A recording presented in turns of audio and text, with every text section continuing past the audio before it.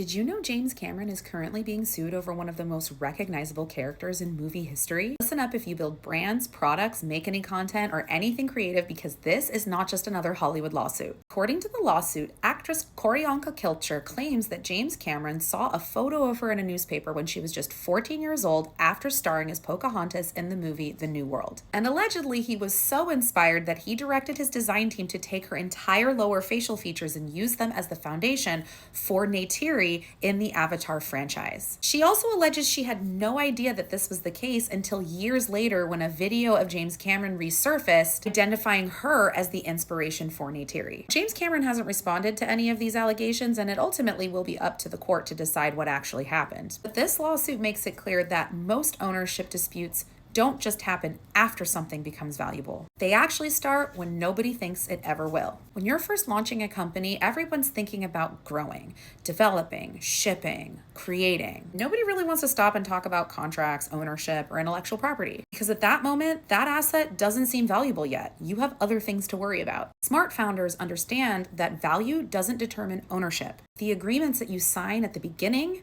do. That's why I always advise founders to get ownership sorted out before success, not after it. Once your brand takes off, once your product goes viral, once your brand becomes valuable, it's too late to go back and recreate those agreements that you wish you had from day one. The most expensive intellectual property disputes aren't created by success. Success just exposes the problems that were there all along. I'm Kristen Roberts, breaking down the business of intellectual property to help founders build more valuable brands. Follow for more and let me know if you have any questions.